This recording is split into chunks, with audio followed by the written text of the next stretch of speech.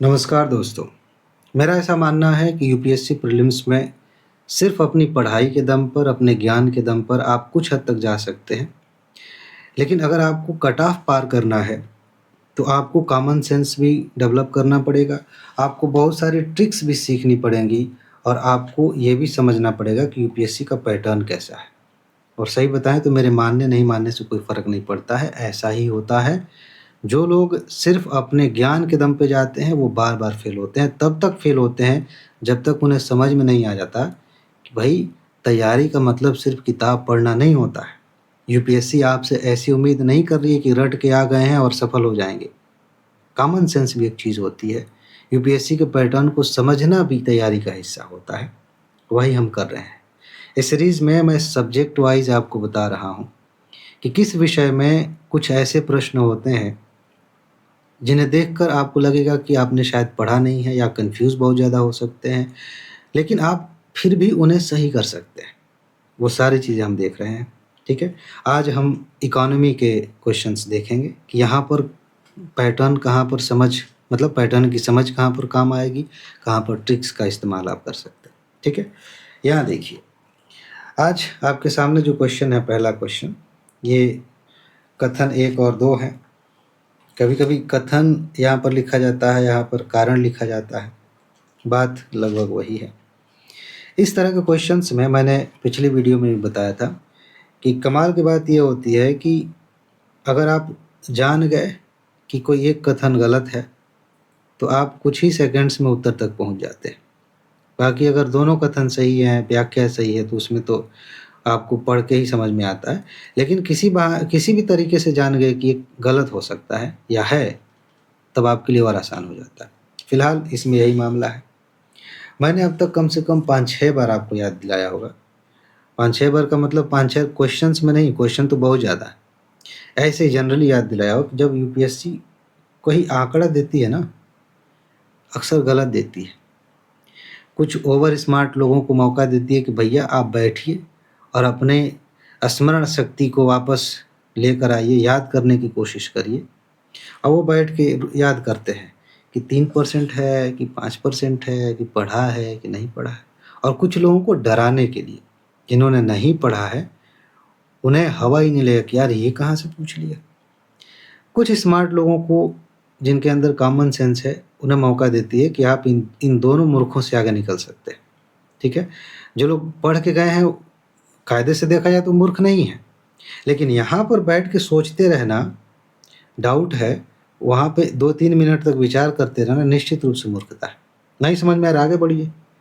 खैर, यहाँ पर अगर आप ये पैटर्न पकड़ के चलते हैं कि यूपीएससी अक्सर ऐसा करती है कि आंकड़े गलत दे देती है ताकि कन्फ्यूज हो सकें, तो इसे लास्ट में आप अटेम्प्ट कर सकते हैं और ये सोच के कर सकते हैं कि ये कथन गलत है।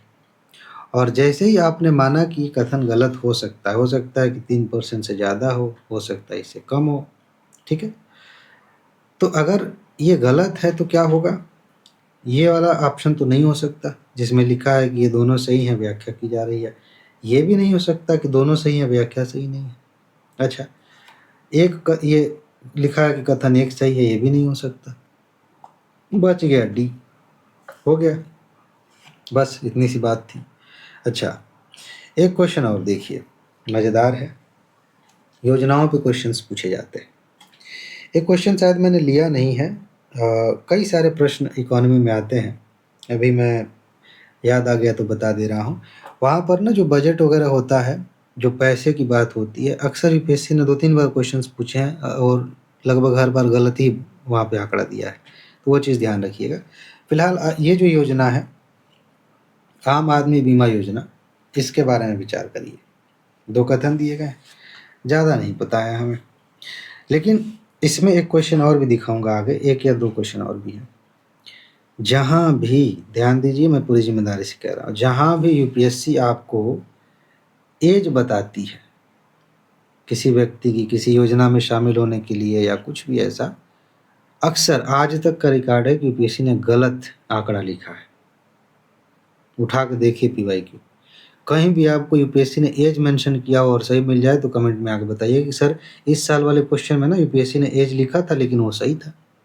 अब तक का यही है कि एज आयु इतनी होनी चाहिए या इतनी होती है, कुछ भी किसी भी तरीके से। जैसे एक क्वेश्चन पूछा गया था बहुत पहले, मानव पूंजी या कार्यशील जनसंख्या में एज कितनी होती है, इस तरह का, वो भी गलत है। ऐसे क्वेश्चंस आते रहते हैं।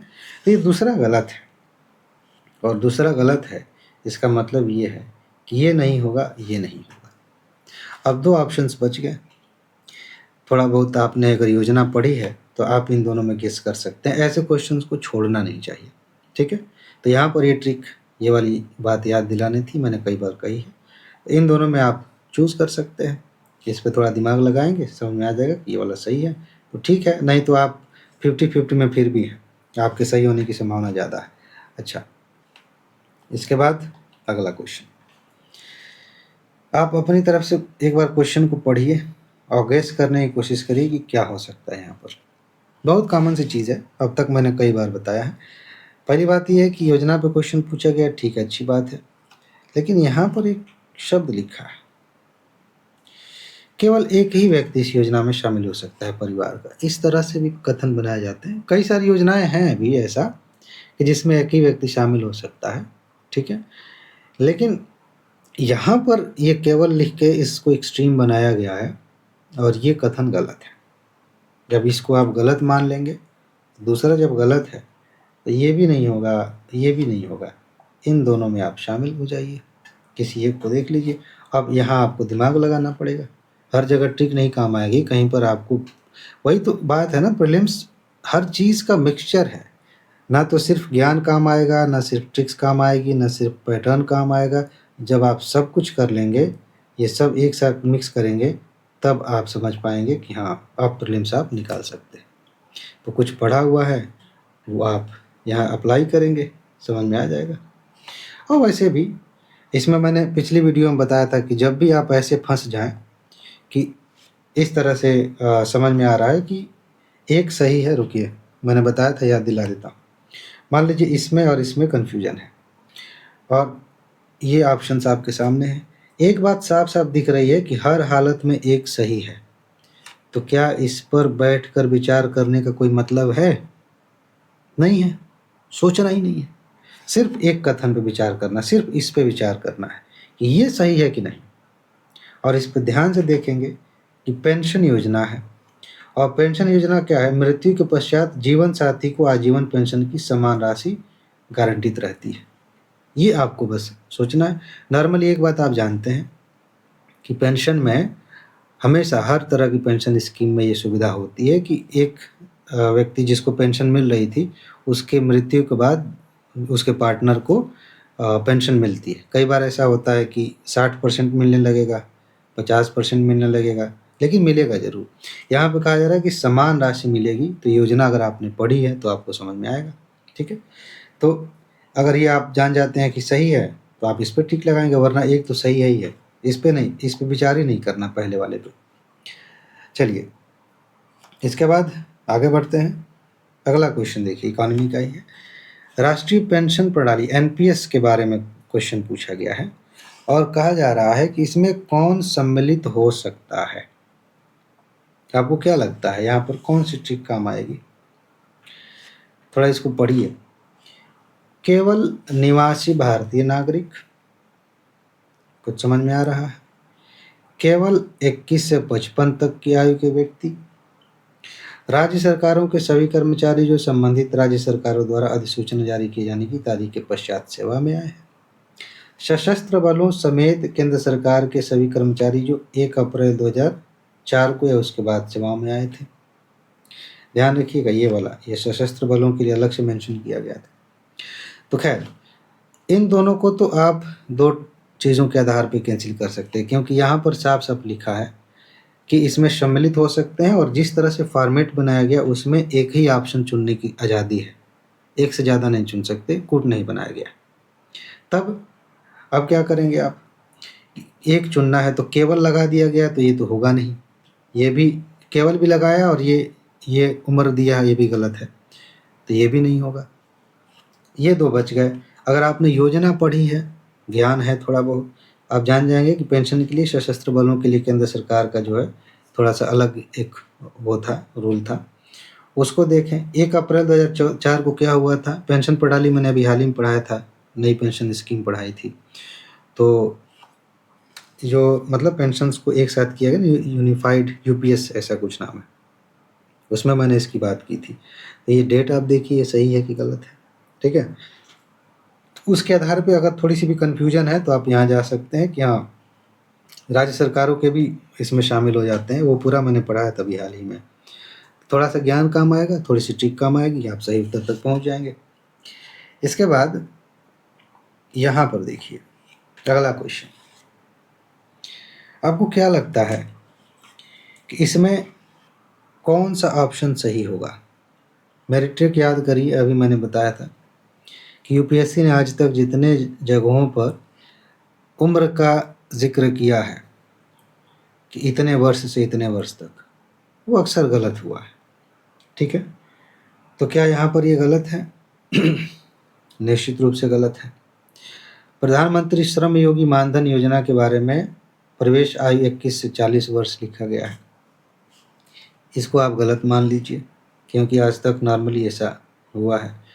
अब ये गलत कर दिया, आपके पास 2 विकल्प बच गया, और सेम चीज़ कि 2 यहाँ पर भी है, 2 यहाँ पर भी है। तो क्या आपको इस पर विचार करना चाहिए कि यहाँ पर ये होगा कि नहीं होगा? नहीं करना चाहिए।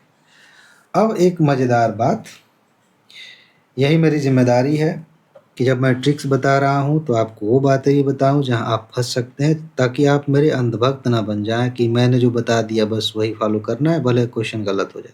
नहीं, अब तक मैंने कई बार कहा है कि जहाँ भी यूपीएससी उम्र की बात करती है वहाँ पर गलतियाँ होती हैं।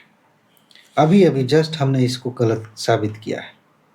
यहाँ भी तो उम्र लिखा हुआ है, और अगर आप थोड़ा सा नकल मारना चाहें तो आप जानते हैं कि ये वाला सही होगा। अब क्या किया जाए? इसीलिए थोड़ा सा अपना कॉमन सेंस भी इस्तेमाल करना चाहिए, ठीक है। यहाँ पर लिखा गया है, इस योजना के अंतर्गत प्रत्येक ग्राहक सब्सक्राइबर को 60 वर्ष की आयु प्राप्त करने के बाद 3000 रुपये प्रति माह की न्यूनतम पेंशन प्राप्त होगी। आपको ये बात पता होनी चाहिए कि हमारे यहाँ जितनी भी पेंशन स्कीम्स हैं, लगभग सारी की सारी पेंशन स्कीम्स 60 वर्ष की आयु से मतलब पैसा देना शुरू कर देती। पैसे आपको मिलने शुरू, अगर आप 18 साल की उम्र से मान लेते हैं शामिल हो गए, तो भी 60 साल के हो जाएंगे तब आप, कुछ ऐसी स्कीम्स होती हैं जो थोड़ा और पहले से पैसा देना शुरू करती हैं, लेकिन नॉर्मली ऐसा होता है कि हमारे यहाँ 60 वर्ष की उम्र से पेंशन मिलनी शुरू हो जाती है। आपने जितना योगदान दिया उसके आधार पर मिलना शुरू हो जाएगा, ठीक है। बहुत सारी नौकरियों में रिटायरमेंट की उम्र 60 वर्ष है, ठीक है। तो इससे भी आप अंदाज़ा लगा सकते हैं। तो ये वाला तथ्य तो आपका कॉमन सेंस बता देगा कि हाँ भाई 60 साल की उम्र से पेंशन मिलना शुरू हो जाता है। तो ये आयु वाला जो है आप गलत नहीं वो कर सकते, ठीक है, कॉमन सेंस लगाएंगे तो। बाकी मैंने बता दिया कि जब मैं ट्रिक्स बता रहा हूँ तो मेरी जिम्मेदारी है वो चीज़ें भी दिखाऊँ जहाँ पर आप फंस सकते हैं। फिलहाल एक चीज़ और आप करेंगे तो आप नहीं फंसेंगे, पता है क्या? गैस करिए, मैं आपको याद दिला देता हूँ। आप इसे याद रखिए कि 4 साल से यहाँ से कट ऑफ से ज़्यादा क्वेश्चंस आ रहे हैं, और ये सब सबूत का थंबनेल का फ़ोटो है, ये व्हाट्सएप नंबर दिया गया है। आप इस पर मैसेज करके नोट्स की जानकारी ले सकते हैं, यहीं पर नोट मिल जाएगी। टेस्ट सीरीज़ चल रही है, टेस्ट सीरीज़ ज्वाइन कर सकते हैं। 13 टेस्ट हैं, उनकी प्रैक्टिस आप कर लीजिए, बहुत इंपॉर्टेंट है। ये ट्रिक्स भी आजमा लीजिएगा उसी में। ऐप का लिंक नीचे दिया गया, आप उस पर मैं डाउनलोड करके वहाँ से भी आप नोट ले सकते हैं। ये बहुत ज़रूरी है। जो समय बचा हुआ है, इस बचे हुए समय में अगर सच में आप सफल होना चाहते हैं तो इन टॉपिक्स को तो छोड़ कर मत जाइएगा, क्योंकि मैं तो सबूत दिखाऊंगा। आप क्या करेंगे? अगर आपने इन्हें तैयार नहीं किया है तो आप क्या करेंगे? पछताएंगे, क्योंकि क्वेश्चंस तो यहाँ से तो आने हैं। यहाँ से ये वो टॉपिक्स हैं जहाँ से क्वेश्चंस पूछे ही पूछे जाते हैं, और हर साल कम से कम इतने पूछे जा रहे हैं कि अगर आपका बेसिक ठीक ठाक है तो इन्हीं के आधार पर आप आराम से कट ऑफ क्लियर कर लेंगे। तो अब क्या चाहिए? ना फीस ज़्यादा लग रही है, ना ज़्यादा समय लग रहा है। क्या करना है? नोट लीजिए, जल्दी से तैयार करिए। हिंदी और इंग्लिश दोनों भाषाओं में नोट दी जा रही है। तो जाइए इस पर मैसेज कर दीजिए, जल्दी से नोट ले लीजिए। और एक बात, अपना ख्याल रखिए, खुश रहिए, मस्त रहिए, मुस्कुराते रहिए। जल्दी से सफल होइए और ज़िंदगी को एन्जॉय कीजिए। आगे मिलते हैं। नमस्कार।